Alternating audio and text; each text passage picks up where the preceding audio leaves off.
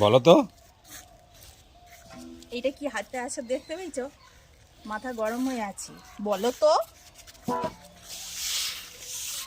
কি বলবে? এই যে একটা কথা বলি, শোনো, ওই উত্তরটা দাও দেখি, এটা খুব তোমার মজার প্রশ্ন। তুমি এইসব প্রশ্নগুলো কোথা থেকে পাচ্ছ বলো তো? আরে ছোট থেকে বড় হয়েছি, এগুলো তো শিখছি। তো আমার কাজ করতে করতে হয়ে যাচ্ছে রোদে, একটা বলো তো। দিতে দিতে দিলে না গো, ব্যাপারখানা কি?